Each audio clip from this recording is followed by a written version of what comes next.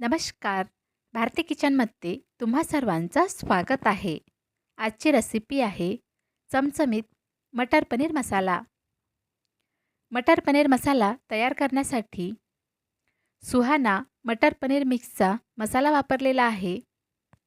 वाटीमध्ये सुहाना मटर पनीर मसाला काढून घेत आहे. थोडंसं पाणी घालून मसाला भिजवून घ्यायचा आहे.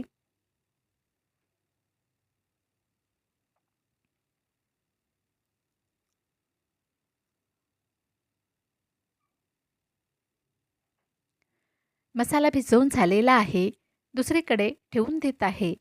वाटण तयार करण्यासाठी कढईमध्ये 1 चम्मच तेल घातलेलं आहे.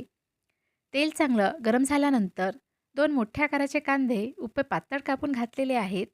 9 ते 10 लसूण पाकळ्या, अर्धा इंच अद्रकचा तुकडा आणि 1 हिरवी मिरची. ब्राऊन रंगापर्यंत तेलामध्ये छान भाजून घेत आहे.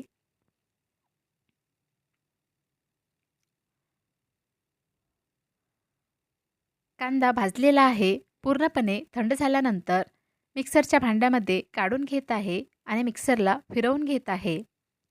वाटण तयार झालेलं आहे. कढईमध्ये भाजीसाठी तेल घातलेलं आहे. तेल चांगले गरम होऊ द्यायचे आहे. तेल चांगले गरम झाल्यानंतर पनीरचे क्यूब्स घालायचे आहेत. हलक्या ब्राऊन रंगापर्यंत फ्राय करून घेत आहे.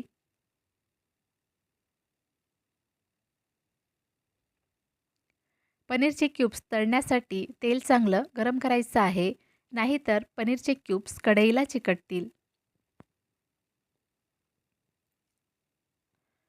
पनीरचे क्यूब्स हलके फ्राय झालेले आहेत. काढून घेत आहे.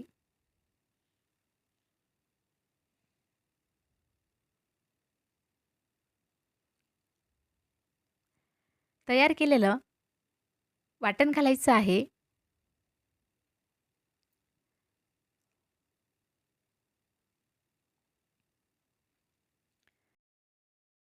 परतून घेणार आहे. वाटण छान तेलामध्ये शिजवायचं आहे. वाटण छान शिजल्यानंतर 1 टमाटरची प्युरी घातलेली आहे. मिक्स करून घेत आहे आणि छान शिजवून घ्यायचं आहे.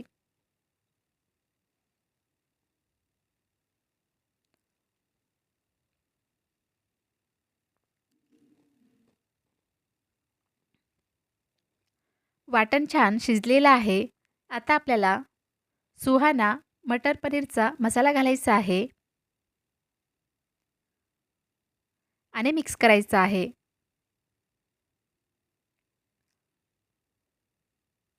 मसाले छान तेल सुटेपर्यंत शिजवायचे आहेत. मसाले छान शिजलेले आहेत. आता आपल्याला थोडीशी हळद घालायची आहे. तिखट घालायचं आहे आणि चवीनुसार मीठ घालायचं आहे. मिक्स करायचं आहे आणि मसाले करपू नयेत त्यासाठी थोडंसं पाणी घालून मसाले छान शिजवून घ्यायचे आहेत. मसाले काही सेकंद शिजल्यानंतर मटर घालायचे आहेत. तर इथे मी ताजे मटर थोडेसे शिजवून घातलेले आहेत. मटरसुद्धा छान शिजल्यानंतर ग्रेव्हीसाठी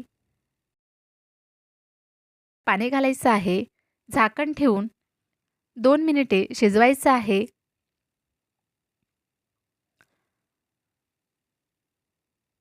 आणि त्यानंतर पनीरचे क्यूब्स घालायचे आहेत. मिक्स करायचे आहेत. भाजीला छान अशी उकळी येईपर्यंत शिजवायचं आहे. भाजीला मस्त अशी छान उकळी आलेली आहे. बारीक कापलेली कोथिंबीर घालायची आहे आणि मिक्स करायचं आहे.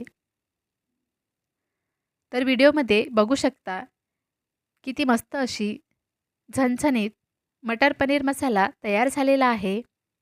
गॅस बंद करायचा आहे. तर ही रेसिपी तुम्हीसुद्धा नक्की ट्राय करा. तुम्हालाही आवडेल. आणि ही रेसिपी कशी वाटली मला कमेंट्सद्वारे कळवा. व्हिडिओ आवडल्यास सबस्क्राईब करायला विसरू नका. धन्यवाद.